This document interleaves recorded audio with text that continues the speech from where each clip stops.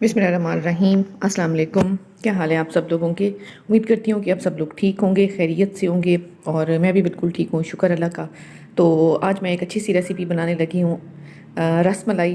तो उसके लिए जो जो चीज़ें मुझे चाहिए होंगी वो भी मैं आपके साथ शेयर कर देती हूँ। रस मलाई बहुत मज़े की बनती है। जब मैंने इसको बनाया था तो बहुत ही कमाल की और टेस्टी बनी थी। तो इसके लिए मैं ले लूँगी एक अंडा और उसको अच्छी तरह से फेंट लूँगी। अंडे को बहुत अच्छी तरह से फेंट लेना है। इसकी किसी किस्म की कोई गुठलियाँ इसमें ना रहें। और इसी तरह से इसके साथ ही मैं ले लूँगी 1 कप चीनी। ये बड़े साइज़ का कप लेना है चीनी के लिए।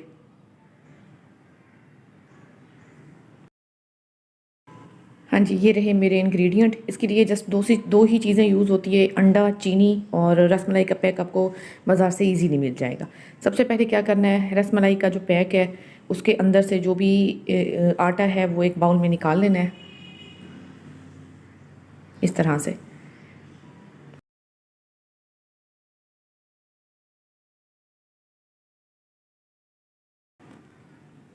आटे को इस बाउल में निकाल लेने के बाद अब इसमें ऐड करूँगी 4 टेबलस्पून ऑयल के। ये 1, ये 2, ये 3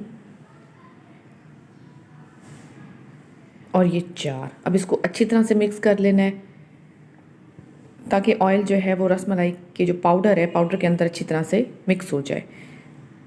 इसकी क्वांटिटी का बहुत ज़्यादा ख्याल रखना है। थोड़ी सी भी क्वांटिटी ऊपर नीचे होगी तो आपकी जो रसमलाई है वो बिल्कुल भी नहीं अच्छी बनेगी और वो बहुत जल्दी फट जाएगी। अच्छा, अब अंडा जो है, अंडे के लिए मैं इसमें ऐड करूँ, इसमें पूरा अंडा बिल्कुल भी नहीं ऐड करना। इसमें 3 टेबलस्पून एग जो है वो ऐड करना है। अगर आपको लगे कि थोड़ा सा कम हो रहा है तो आप बाद में यह डाल सकते हैं, लेकिन इस टाइम फ़िलहाल सिर्फ 3 ऐड करूँगी। 3 टेबलस्पून अंडा फेंटा हुआ, अच्छी तरह से फेंटा हुआ।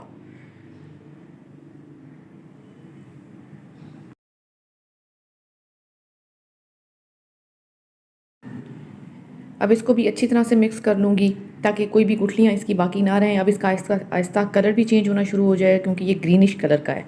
और आप देख लेंगे, ये देखिए, ये जी ग्रीन कलर इसका निकल आया। इसमें अंडा और ऑयल मैंने अच्छी तरह से मिक्स कर लिया है।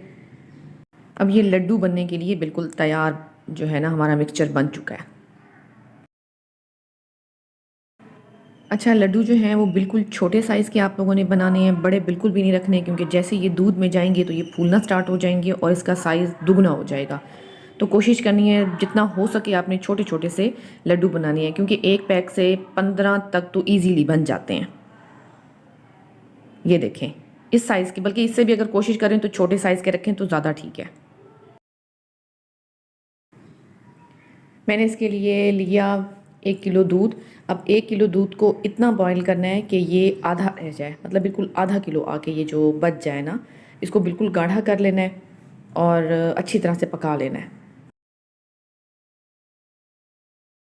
इसमें जैसे ही ये बॉईल होना शुरू हो उसमें आपने चीनी भी ऐड कर देनी है। चीनी के साथ साथ अब ये मज़ीद बॉईल होता रहेगा और गाढ़ा भी होता रहेगा। इसको अभी भी हमने बहुत गाढ़ा करना है। हाँ जी, ये अब आधा दूध रह गया है। अब मैं इसमें अपने जो मैंने छोटे छोटे से लड्डू बना के रखे हुए थे वो मैं इसमें डाल रही हूँ। इसी तरह से बॉयल होते हुए में डालना है और इसमें चम्मच बिल्कुल भी नहीं हिलाना। बग़ैर चम्मच के आपने इसको बॉयल होते रहने देना है, क्योंकि अगर आप इसमें चम्मच यूज़ करेंगे तो ये जो लड्डू हैं ये टूट जाएंगे और फिर आपकी रसमलाई ख़राब हो जाएगी। तो इसका बहुत ज़्यादा ख्याल रखना है, इसको बॉयल होने देना है अच्छी तरह से। ये देखें, ये साइज़ में भी बड़ी हो गई हैं, फूलना स्टार्ट हो गई हैं। इनका कलर भी आहिस्ता आहिस्ता से लाइट होता जाएगा। अभी ये ग्रीन है, ग्रीन से ये बिल्कुल लाइट ऑफ वाइट सी हो जाएंगी, हल्के वाइट कलर की ये हो जाएंगी। तो अभी भी इसको और बॉयल होते रहना है।